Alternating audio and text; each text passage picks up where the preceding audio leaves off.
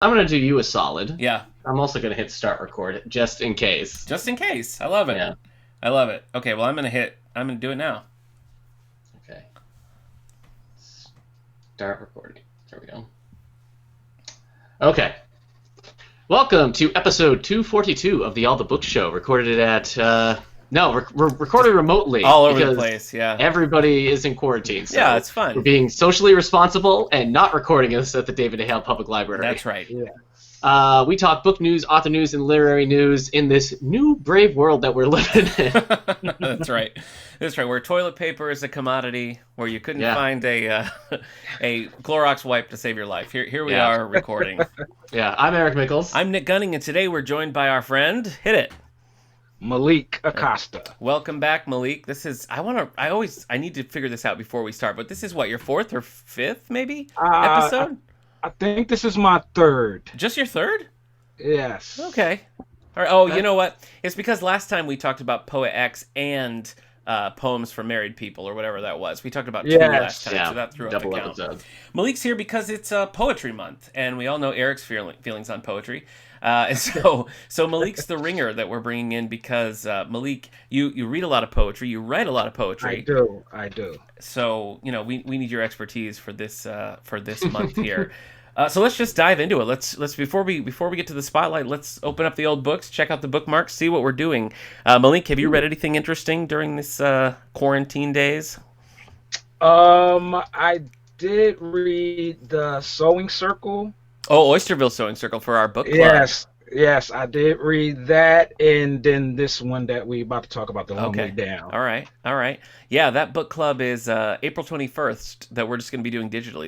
It'll be available on Facebook or YouTube or whatever. So, all right, well, don't give it away how you feel about it now. We'll save it for the book club then. Okay. What about you, Eric? How's isolation treating you? Have you been reading a lot? Are you still trapped in that Patrick Rothfuss book? I am, but I also was picking up it's weird. All the stuff that I like to do when I have free time is now I now consider it toxic or something during this, because it's like now that all I have is free time, it's like, well, I don't want to read right now. I know what you're saying. I feel like every choice I make is really like a choice of deciding not to do something else. You know what I mean? So I'm trapped in a constant feedback loop. Yeah, like Kendra, she's still working from home. Yeah. So when she's done at even at 2:00, she's then like, all right, now I'm gonna do this stuff, and I'm like, look at her, just living her life. And I've been what did I read? So I'm still reading The Wise Man's Fear by Patrick Rothfuss. Yeah. I read Spider-Man 5 years strong. I read Spider-Man Life Story by Chip Zdarsky. Oh. Have you read something by Chip Zdarsky? I read his whole Spider-Man run, about 5 volumes, but I haven't read this one. Is it good? Oh, okay. So Spider-Man Life Story is interesting because what it's doing is each issue is set during a decade, starting from where Spider-Man first appeared in the 60s and going up to the 2010s. Right. And so for these 6 issues, it's treating it like Spider-Man was 15 in 1962 and becomes Spider-Man, but he's aging as he would in real life throughout each decade. But the things that happen to him in the comics during these decades still happen. So in the 80s, even though now he would be, in his 40s, the Venom suit is there. And in the 2000s, they're still having the Civil War, even though he's, 60 or something. Right. So it's just this whole life story of Spider-Man dealing with all this stuff. It's interesting. It makes some weird choices beyond just that concept. But I liked it. It was something. It was really unique. So it's definitely on my list because I thought his 5-volume run of Spider-Man was some of the best Spider-Man I've read recently. So yeah, it sounds cool. I know I shouldn't say this because it will turn you off of it, but it kind of reminded me of Superman's Secret Identity in that it was because Superman's Secret Identity is also kind of like a Superman character living his whole life and everything. It's just, it's interesting. I've been reading Charles Soule's Daredevil run because I just needed a break from Chris Claremont's X-Men comic, Extreme X-Men. So I read the first 3 volumes of that. I'm still going. It's fine. The biggest issue in it is that there are 3 runs right before it that are really well loved. The Brian Michael Bendis, the Ed Brubaker, and the Mark Wade run, which is right before this one. And Charles Soule's first volume, it's basically like all that stuff is undone now. All the characters that we've met throughout are gone. His secret identity is secret again. It just kind of, when the biggest thing you can say about your run is that it undid everybody else's run, it's not so great. Right. I feel like I read you know what? I read the first. You have a review of it, and you like the art. I did. I liked the art, and I thought the story was decent. I have not read a ton of Daredevil. I mean, I've read Guardian Devil. I read the first batch of the Frank Miller run, but I think I only read the stuff that he illustrated, not even the stuff that he wrote. So I'm not a Daredevil aficionado. Yeah, well, I mean, if you are coming in fresh with this one, you wouldn't have any of these problems because the art is good, and the whole like, oh, everything's been undone doesn't really matter because you hadn't read it. So exactly. Yeah. Malik, are you a Daredevil fan? Have you read or seen Daredevil at all? You know, I haven't read any Daredevil comics recently, but I did watch the series on Netflix. Oh, okay. It's a Netflix show, yeah. And it was surprisingly, it was really good. Really good. Well, I just rewatched Elektra for my Three Nice Things podcast, where we say 3 nice things about a bad movie, and this was kind of me like, you know what, I need to get back to the good Daredevil stuff. So this is like a palate cleanser for Daredevil. See, bit, yeah. I never really got past. I think I watched the first half of the first season. The violence in that show was just like, it's pretty gruesome. I can't handle it. I can't handle violence anyway. But that show was like, yikes. Gore is pretty gross, but when gore is dripping, I'm just like, I'm done. Yeah, that's an out. That's an out. I also read Extreme X-Men Volume 1, Destiny by Chris Claremont. So this is his second time returning in 2001 to the X-Men series after his like big signature run that he did for 17 years earlier. I actually read this as a kid. Like, my dad got me this, and it's 9 issues, so it was pretty packed. And I read this as I was just getting into X-Men comics, but even then I was like, you know what, this isn't good. And time has not made it any easier. It was a slog. It's just, I don't even know. I'd have to do such a deep dive on this comic of why it's so boring. But it's boring, and considering he either created or wrote most of these characters for so long, you think he would have a better handle on how to make it entertaining. Yeah. But he doesn't. I watched the entire series called Mythic Quest on Apple TV. Okay. Apple TV is it was doing a free 7 days, so I was like, I can watch Mythic Quest in 7 days. It's basically like this workplace sitcom about a video game company that has one of the guys from Always Sunny, and it has Danny Pudi from Community in it. Oh, okay. It's basically just this video game company that has created this big multiplayer online game like World of Warcraft or something, and it's insanely popular, but it's a comedy about it all. So like the workplace comedy stuff is fun, the comedy stuff about video games, they have a streamer character on there that's the most obnoxious kid that you'll ever see, and it's just I'm looking forward to a second season because I think it will be better, but for the 9 episodes I watched, it was pretty good. Nice. I also I watched Birdman of Alcatraz, and then like old school Birdman of Alcatraz. Yeah, the Burt Lancaster film. Wow. Okay. And then later I've seen it before, but I rewatched Shawshank Redemption. I'm like, oh wait, I'm watching a bunch of prison films. Maybe I need to get out of this headspace. Yeah, I guess so. Yeah. I almost put on like Escape from Alcatraz. I'm like, you know what? No, it's fine. That's it. We're not all in a prison. Yeah. All right. Eric been diving in now. I know, seriously. Have you watched anything good, Malik, during this time? What did I watch? I actually watched. I haven't watched any new series. Okay. I kind of went back and watched The Witcher because. Oh, okay. It was The Witcher. Yeah. For me, it was really disappointing. Very disappointing. Okay. Interesting. Hot take. Yeah, I feel like I'm the only one that's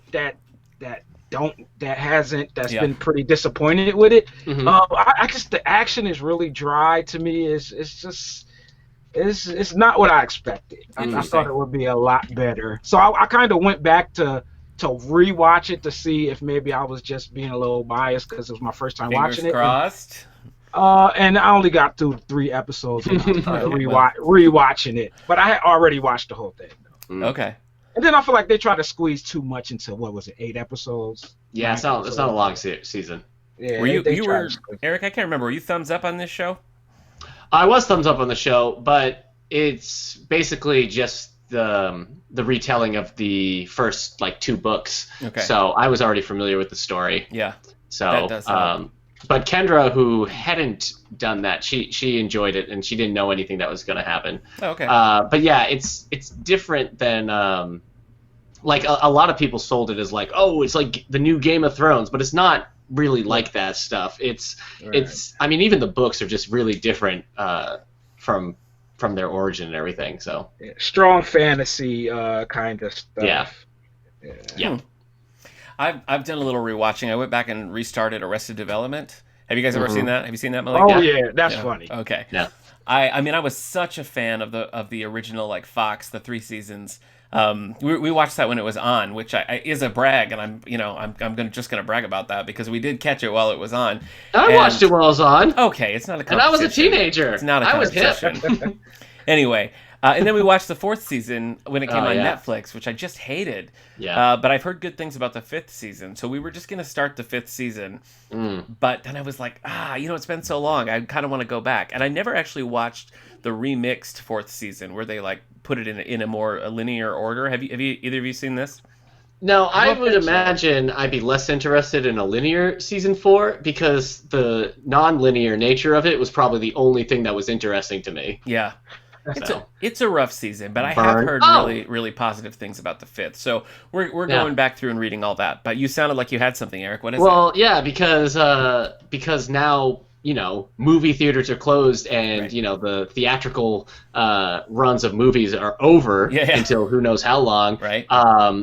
Disney Plus put Onward out on the service a month after it hit theaters. Yeah. Yeah, so they did. We watched Onward the night it came out, which was nice. It's if you do have access to Disney Plus or a free trial or something, it was definitely with everything going on, it was just a nice hour and a half or however long it was of a nice fun movie. It's not up there with Pixar's best, but it was definitely an enjoyable time with Chris Pratt and Tom Holland playing brothers with some fantasy jokes in there that it made Kendra cry a little bit. It had some moments. So yeah, it definitely was a nice cathartic moment. Yeah. Have you seen it? Did you watch it, Malik? I did. I agree. Yeah. Because we have Disney Plus, and that's all my son watch all day, every day. Mm-hmm. So yeah, we did. We actually got that when we were surprised it was on there. Yeah. Quick. I know they doing something where you can movies that's in theaters. There's some, the Invisible Man and Bloodshot. Yeah. They're $20 though. Yeah. Yeah, they're $20. I mean, that's still cheaper than going out to the movies. Definitely. Yeah. But yeah, it's some stuff you could still watch. Yeah. Yeah. See, I mean, we kept. I purposely didn't take my son to it because he can't. If it's too sad, he just hates it. He's just no, I don't want sadness. And I figured this would be a sad one. Is that right? It is sad because the whole plot is that the 2 brothers are trying to finish a spell that will bring their dad back. Their dad passed away when the oldest brother was very young. And so the youngest one, who's played by Tom Holland, he wants to bring the dad back just for this one day so that he can even meet him. And as the story goes, it's just kind of sad with them trying to get there, but things getting in the way, so they're losing time because the spell is halfway through, so the 24-hour time clock is going. So yeah, it has moments. There's 1 or 2 crying moments, I think. Okay. So. All right. Well. Yeah. What we did watch was Pee-wee's Big Holiday. You guys Pee Wee Herman fans? Probably not. I mean, I watched the show as a kid. Yeah. Pee-wee's Big Holiday. Yeah. I vaguely remember that one.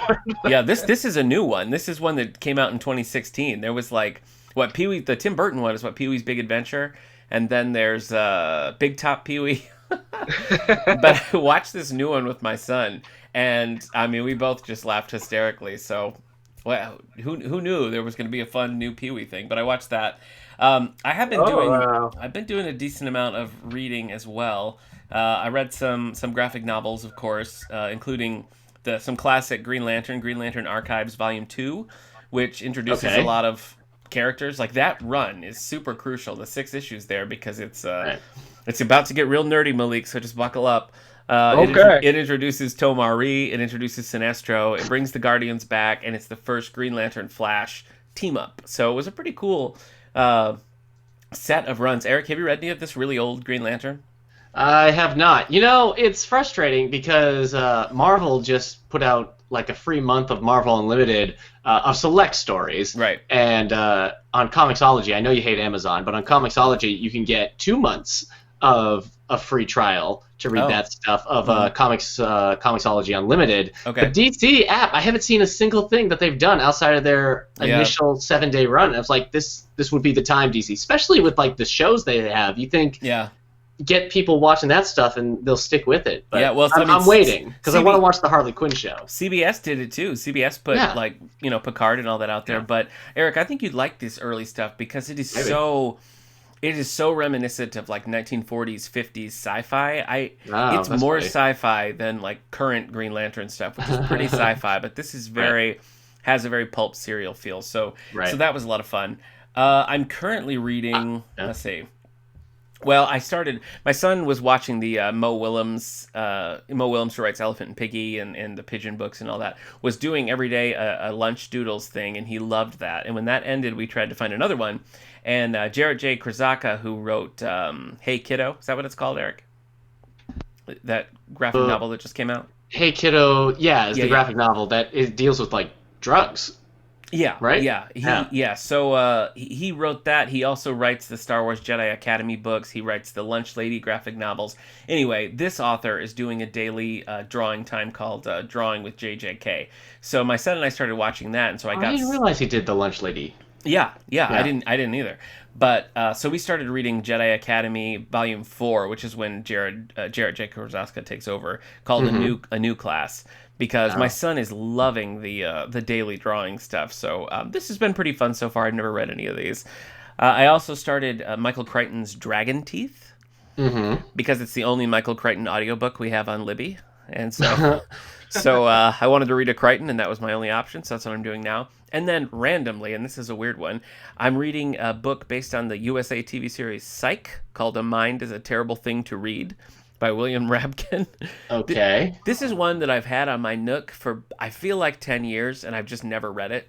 And, it's slim pickings these days, so I was like, you know what? Let's do it. So I'm reading that, and it's random. So that's pretty much it for me. What do we got book news-wise, Eric? We haven't checked in on the New York Times bestsellers in a while. Yeah, you know what? I actually grabbed the New York Times bestsellers list for combined print and ebook fiction. Makes sense. Because I think that will give us a better look at right now. Absolutely. I don't know. People are still probably buying hardcover books online and whatnot, but maybe. Yeah, I'm sure ebook is actually where it is. But that means with the ebooks, that means older books are through here because this is stuff that would also be in paperback at the moment. Right. So we'll do the top 10 New York Times bestsellers list for combined print and ebook fiction. Take it away.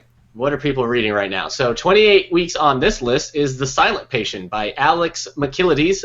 Theo Faber looks into a mystery of a famous painter who stopped speaking after shooting her husband. Yep. So quarantine will do that to you, right? I think so, yeah. Definitely. Number 9, Then She Was Gone by Lisa Jewell. 10 years after her daughter disappears, a woman tries to get her life in order, but remains haunted by unanswered questions.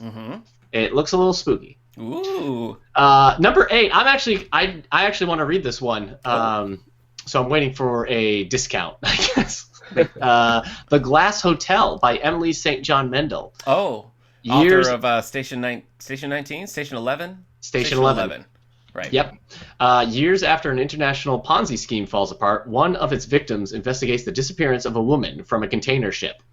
Yeah. You love Station 11. I love Station 11. This description doesn't win me over, but I'm like, you know what? I'll trust her. That's good of you. That's good of you. Yeah, because Station 11 was one of my favorite books of the decade. I remember. Wow. I remember that episode. Yeah. Have to check that out. Number 7, American Dirt by Jenny Cummins. A bookseller flees Mexico for the United States with her son while pursued by the head of a drug cartel. Yeah. That one's pushed a little bit by controversy, I think is why that one's staying on here. But Number 6, In 5 Years by Rebecca Searle. A Manhattan lawyer finds herself confronting a vision she had when elements of it come to life on schedule. What? A Manhattan lawyer finds herself confronting a vision she had when elements of her vision come to life on a schedule. Okay. Yeah. I think she's had a prophetic vision, and when it starts to really take place, she's like, what? Yeah. I wonder if this references David Bowie's 5 Years. Probably not. Okay. I doubt it. Sorry. Number 5, The Lost Odyssey by James Rowlands, the 15th book in the Sigma Force series. Oh, yeah. Catastrophic dangers might be set in motion when a medieval ship is discovered in Greenland. We did one of these for a book club, and it was not for me. I didn't like that one at all. Well, even just reading this, the catastrophic dangers, was like, all right, that sounds pretty quaint. Yeah. Yeah. Number 4, The Sinner by J.R. Ward, the 18th book in the Black Dagger Brotherhood series. Joe Early is attracted to a potentially dangerous stranger. Number 3, The Boy from the Woods by Harlan Coben. When a girl goes missing, a private investigator's feral childhood becomes an asset in the search. You said feral. Yeah, a feral childhood becomes an asset. He was like raised by wolves and now is a PI. Yeah, the private investigator. Okay. The Boy from the Woods. I'm in. So I guess this is if like Tarzan or Mowgli became a PI? Well, in the Edgar Rice Burroughs Tarzan books, he does become a secret agent by book 2. So, Wow. it can happen. Yeah, okay. Number 2, Where the Crawdads Sing by Delia Owens. Yeah. Well, you know what? Hold on, because right. We're not done with Reese Witherspoon. But in Quiet Town of North Carolina Coast in 1969, a young woman who survived alone in the marsh becomes a murder suspect. So this is on, we've talked about this, this is on Reese Witherspoon's book club. And Ben Lehman, who does our music for this show. Maestro Ben Lehman. He came at us on Twitter. Letting us know all the best Reese Witherspoon performances. Yes. And I guess he called them, like, Reese Witherspoon fans are called spoonheads? Is that what they were called? Apparently. Yeah. Well, number 1 is Little Fires Everywhere by Celeste Ng. Oh, yes. An artist upends a quiet town outside Cleveland, and this is now on Hulu with Reese Witherspoon. And Kerry Washington. My wife just finished watching Morning Show on Apple TV with Reese Witherspoon.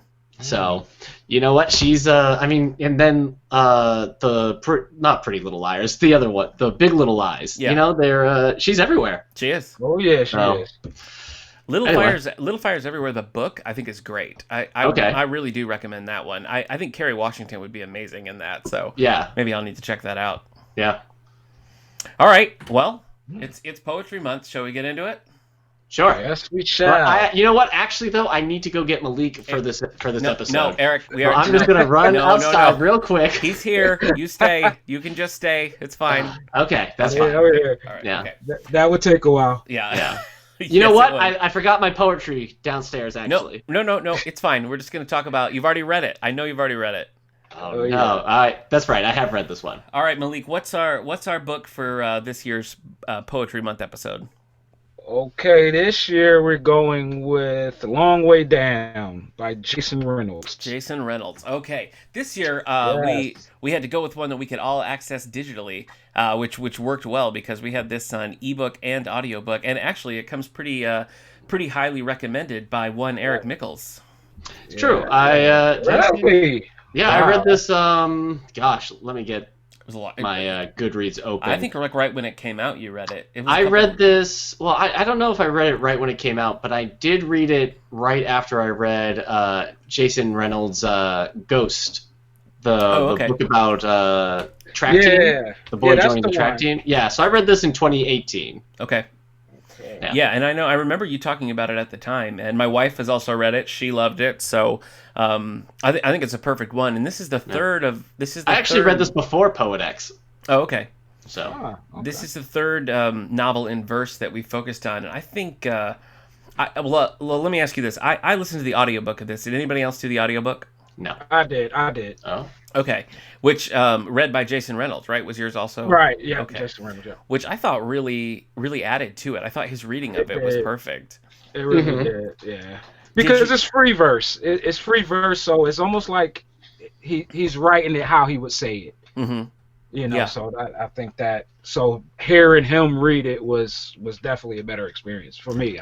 Yeah, I agree, and I also thought that the verse, like the nature of that, came across a little bit more than in the Kwame Alexander book we did a few years back, Crossover. I thought I don't know. In some ways, I thought this was almost a better use of that format. Malik, did you listen to the interview with Jason after the audiobook? Did yours have that? I actually listened to that one and a few more because I wasn't as familiar with him as I thought. I had skimmed through Ghost a little bit before. Okay. But I didn't even know that he was the one that wrote was the Spider-Verse Miles Morales. Yeah. So I didn't even know a lot of his work I really like. So I really started getting into a couple of his interviews and stuff like that. Well, I thought that the interview was particularly interesting because they asked one of the questions was why did you write this in verse, and I thought his answer was really good. I mean, basically he wanted to make it easy and accessible and make it well, Eric, just like you say, whenever you take the Kwame Alexander books over for the book club, I mean, you find kids are a lot more engaged with that because what a quick read it is. It's still right. Yeah, it tricks them into turning the page faster. Yeah, because every page is just like sometimes just like a standalone thing. Yeah, and so you just kind of you think that you're reading smaller segments, but you're turning the pages just as fast. So kind of it becomes a quicker read. Absolutely, and I think it encourages you to continue on because you're reading, you look down and you're like, wow, I'm already on page 40. Great, you really have that sense of accomplishment. But he was saying in that interview that he felt like this would be a way that people would feel like something they can actually do. And I thought that his answers about why he chose to read it himself was pretty enlightening too. That he just felt because it's poetry, because it's written in this way, like he knows what it's supposed to sound like, and he just didn't trust anybody else to do it right. And I get that. Yeah, I do too. Because audiobook readers can make or break it. And this, I think, was also a little personal for him too, as well. Didn't he? He had something about that in there too, didn't he, Malik? I think so. Yeah. Mm-hmm. I know he did speak a lot about a lot of the book being open to interpretation. Yeah. Like a lot of people see it as far as like the end. A lot of people have different endings in their mind of what happened. Yeah. So that made me think like, I think was pretty personal to him. Yeah, I agree. And I know that he said, and I think it was actually an NPR interview with him, he was talking about having lost a friend as a teenager and feeling that like pull for revenge. Right. And so this was sort of his way of working through that and also addressing just the cycle of violence. The example he gave was that he does a lot of work with like inmates and that sort of thing, and he was saying that sometimes people are behind bars for a rivalry about something that they don't even know the root of it anymore. It's just this back and forth that's been going on since the 60s, and some of the kids involved in this are 16, 17 years old. So I think he was trying to address a lot of those issues in there and did it quite well. Let's talk about the plot. Let's just give a basic plot overview, the summary of that. Do you want to do that, Malik? Can you take us through the book? Sure. Well, basically, it's about a guy named Will. His big brother named Sean ended up getting murdered, and basically the book is mostly about the thought process of what Will is going through as he tries to figure out if he should get revenge for his brother's death or if he shouldn't. And that's basically what the whole book is about. It all takes place in an elevator. It's his elevator ride from the 8th floor down to the main floor from his apartment on the 8th floor. he's meeting the victims slash the people who used the gun. Yeah. That killed his brother. Yeah. So just going through its whole history. Eric, I think if I remember right, a couple years back when you were talking about this, you said that it was it's kind of reminded you of A Christmas Carol in that way. A bit, in that he's being visited by these ghosts and they're telling the story. That's interesting. I said that. I don't remember saying that. Oh yeah. It's because I don't know. It felt like a bit of a cheat. Past Eric really should have thought his words carefully. Oh well, no, I read that. I was reminded of that because in another interview I was reading with Jason Reynolds, he used that as well. All right. Well, then Past Eric has it going. Yeah. Right. Good for him. That it was sort of shades of A Christmas Carol, in that you have a main character being sort of, haunted by the past, and in this way, rather than doing just a straightforward narrative or taking you through the story piece by piece, each floor brings in a new layer and a new level. And I just thought it was exceptionally well done. Yeah. It kind of reminds me of this reference I used to always hear, like when it comes to illegal weapons. I used to always hear people say, this gun got bodies on it. So meaning, like, if somebody bought a gun on the street, does the body have guns? I mean, the gun have bodies on it, meaning has how many people been killed with that particular gun? That's kind of what it reminded me of. Yeah. Yeah, well, yeah, I think that really speaks to the heart of what he's trying to say here, because a lot of this is stemming from, in the book, the murder of his father, which was it's his father, isn't that right? Brother. No, I know. No, you're talking about, I think it is father. Yeah.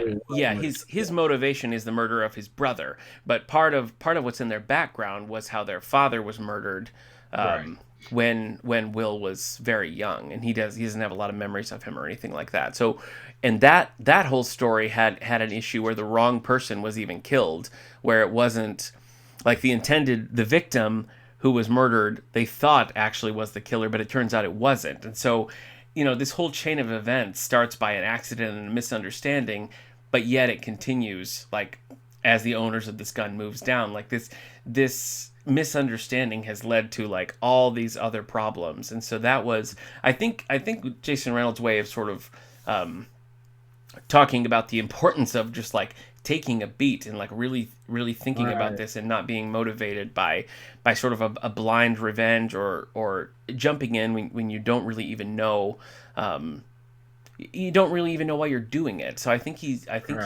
addressing a lot about, like, the character's own motivation and what situationally is pushing them to this point. Yeah, I heard him say in the interview it's more like using, your intellect and using your mind more than just the primal instinct of revenge, or, a lot of people, like you said, a lot of it's just, like even in the book, it's misunderstandings. Yeah, it's like senseless violence because people think what is the root of this or what's really going on. Yeah, they more just reacting. Why do you think that the poetry form was so effective with this story? Like, how would it have been different if this book would have been just a traditional, like, prose narrative? Well, for me, it's a lot. It's just more interesting. Mm-hmm. And in free verse and poetry, it's all about storytelling. Yeah. So I just feel like it's an easier way to get that point across as far as the process, rather than it just being like a novel. Yeah. Where you just feel like you're just reading a story of something that happened. It feels like more like you're inside a person's head. Right. Yeah, that's what I was struck by. Coming out in their words. It's very personal, I thought. Right. It has more of that. I feel like you connect more to Will and what he's going through because of that format than you might have if you were reading, a 200-300 page book. I think it adds a dynamic that feels like, like this is in motion. Like the story just feels like it's in constant motion and it's leading towards this big event. And I think it would have been, I think you certainly could have accomplished that in a prose story, but I think that it would have been a very different kind of experience, and I don't know that it would have been as impactful in a traditional novel. I kind of found myself when I was getting towards the end, almost like, what can the story? Because it was like almost at the end, and I felt like it wasn't a resolution or like an ending coming. So I was kind of like, is this enough room for a whole ending? Yeah. Well, and I think that's one of the strengths of it too, is because it's not wrapped up neat at the end. You know, like we won't give it away, but the ending is ambiguous. You know, like you were saying earlier, Malik. I mean, there's a lot of interpretations about what people think happens next, and I think that in leaving it that way, the author really left a, you know, it's encouraging discussion. It's you can't really read this book without being, you know, putting it down and then sitting there and thinking like, what happens next? Like what's the meaning of that? Did all of these people that Will is seeing as the elevator goes, was that enough to shake this foundation that he has? Was it enough to have him, you know, really think about his motivations and his actions, or is he just going to double down on it? You know, and I like the more hopeful interpretation of that. I guess I think that I hope that's where it's leading. But you know, as we know in real life, it doesn't always end that way. So it's I think it adds a power to it to have it be ambiguous like that. Oh yeah, I think it kind of comes down to, you know, some people are, you know, very optimistic and some people are, you know, pessimistic. So it's probably going to be in between one of those two, what the interpretation is going to be for you personally. Mm-hmm. Yep. I do feel like out of the three we've done on the podcast so far, Crossover by Kwame Alexander, Poet X by Elizabeth Acevedo, and then this one here, I feel like Long Way Down best utilizes the format and really wrings everything out of it that you could possibly get. I think it's a great piece of work. Yeah, I do too. I was kind of surprised when I first started reading it, because I was like, well, I didn't know exactly what you had picked, but when I started reading, I was like, oh, he picked this. It was a little, you know, sad. Yeah. You know, at first I was like, it was like really sad, and then I was like, you know, but you know, these things have to be talked about. So yeah, I definitely enjoyed it. Yeah, I did too, and I think it's important.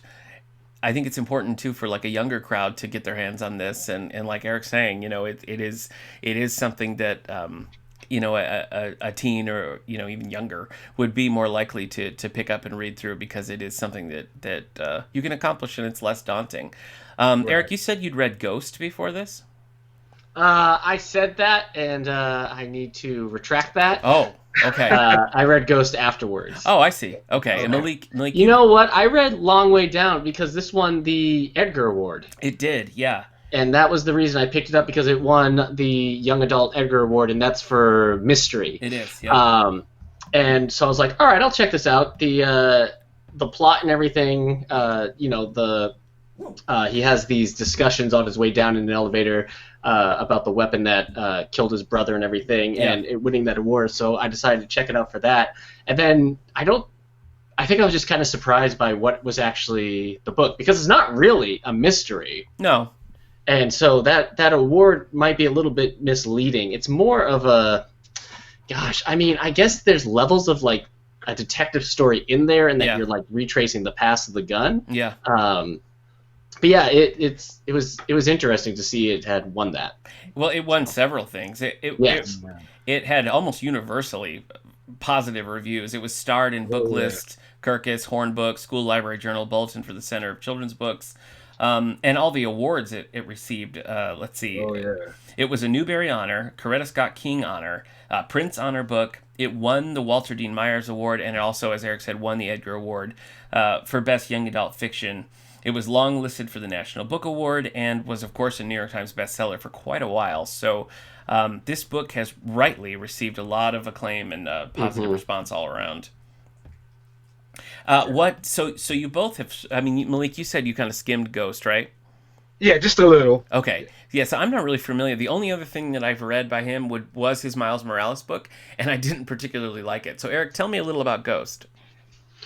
Ghost is I guess you could say coming of age story, but it's basically about a boy who he ends up joining the track team. I can't remember what initiates him joining the track team, but he's kind of troubled, and it's basically showing how being on the team, being on this track team with other kids with some troubled history, they kind of like grow up and find a place to belong. Mm-hmm. So I'm trying to think of a better analogy for it, but yeah, the coach is very much like you either do what you're supposed to or you're off the team, and that starts to we follow Ghost as like that becomes like an actual threat to him that like, oh, I don't want to be off the team now. So yeah. And this is it's a series. It's right. Like 4 books right now. Yeah, I'm looking here. The books are Ghost, Patina, Sunny, Lou. 4 books right now. Last one came out in 2018, so it sort of seems like it's the series is set with 4 books. And these are just traditional novels. They're not set in verse, right? Yeah, they're just story. Each book is a focuses on a different character, but no, they're not in verse. Oh, I see. Okay, are they? But they are connected, or is it? Yeah. Okay. All the characters are like part of the team. I see. Okay, cool. Malik, have you done any other poetry reading in this poetry month?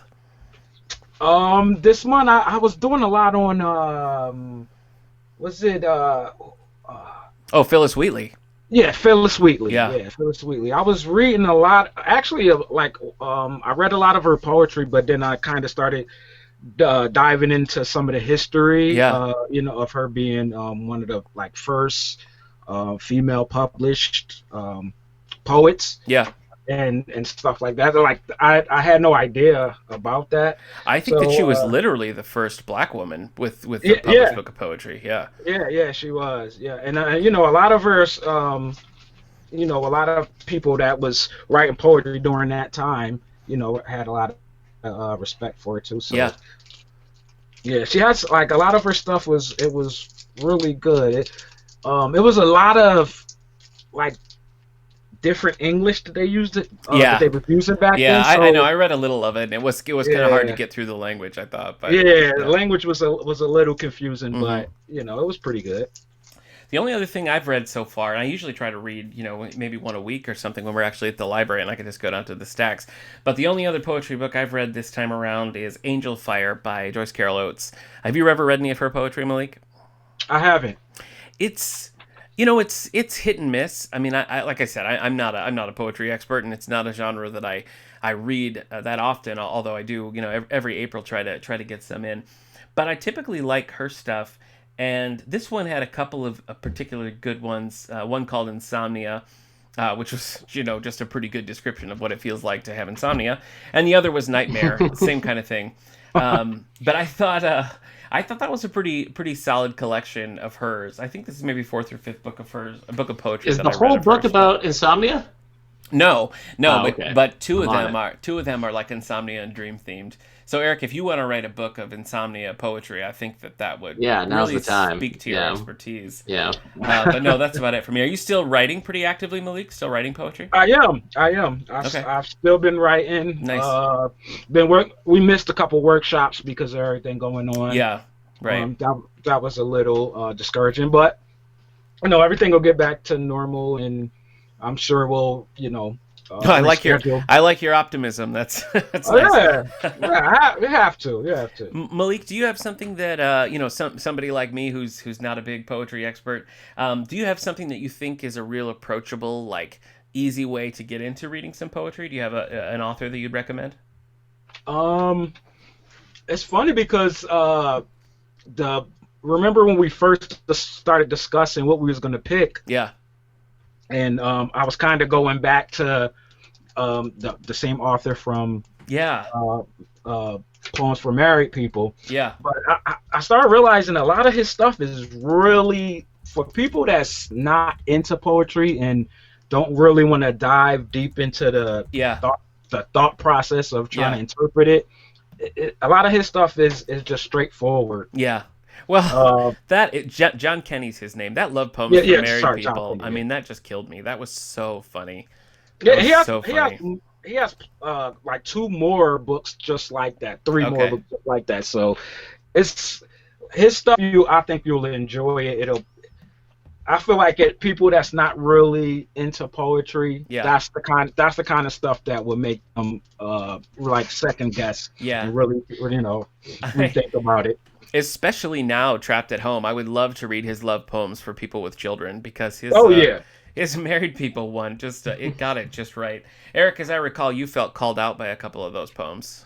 1 or 2, but it was good. I have I think I said we before, all did. because it also didn't it make my books of the decade as well? I think it did. Yeah. So I think it called me out on a few things, and I think it made me change certain behaviors as well. So nice. It was like, yes. All right. Well, does he do love poems for people stuck with pets? Because I can't relate to being stuck with a kid right now. Yeah, I don't think so. But he has one called Love Poems for Anxious People coming out this year. So maybe that could work. I don't know. I mean, does it compare? Like, should I also can I relate? Being in his house with my 3 dogs, being like, this is just like being with my kid all day. Yeah. I wish the guinea pig would just shut up and watch her show. Yes, exactly. Yeah. Yeah. Oh boy. Well, thanks, fellas, for joining me on this call here. It's more fun when we're all together in the same room, but this worked as well. Not much in the way of library news at the moment, other than I just encourage everybody to follow along on our social media pages, Facebook, Twitter, and Instagram. We're staying pretty active there. You can still use Overdrive and Libby. Absolutely. And your friend Miss Kate over there on the children's side of things is doing a lot of story times from home, different crafts from home. Outside of the regular episodes here, we're interviewing different directors from the library system throughout. We also have some special playlists for the podcast on SoundCloud.com/allthebooks. So if you want to just go and listen to all of our author interviews, if you want to just go listen to all our DC or Marvel spotlights, or Star Trek or Star Wars spotlights, all of that's over at SoundCloud.com/allthebooks. And once again, you can follow us on social media on any of the major platforms. The book clubs right now are currently reading Oysterville Sewing Circle, which Malik is leading with me. So you can join Malik and I for that book club, which is on April 21st. And then the last week of the month, April 30th, Nikki and Nicole are going to be doing a book club on Beauty by Zadie Smith, which is a modern take on Howard's End. So all that stuff is still going on. Guys, are you still sane so far? Everybody still, their brain's still functioning properly and all that? Yeah. Yes. Good. Yeah. Okay. Taking it one day at a time. That's all you can do. Stay motivated. Yep, that's pretty I'm much going to go watch Castaway. Oh. And then maybe Moon. I don't think you should watch The Shining, though. Maybe just pump the brakes before you hit The Shining. Okay. So, okay. All right. Well, Malik, thanks again for joining us. It was nice to talk to you again, too. It's been always a pleasure. Been a couple weeks since we heard your voice, so that's nice. This was very enlightening. Just to hear y'all voices made me feel like I was back at work. That's right. Yeah. Well, we'll stay sane together then. Yes. All right. That's going to do it for this week's episode of the All the Books Show. We'll see you next time when we're going to be interviewing best-selling author Susan Wiggs. So join us for that. All right. So long, everybody. Bye.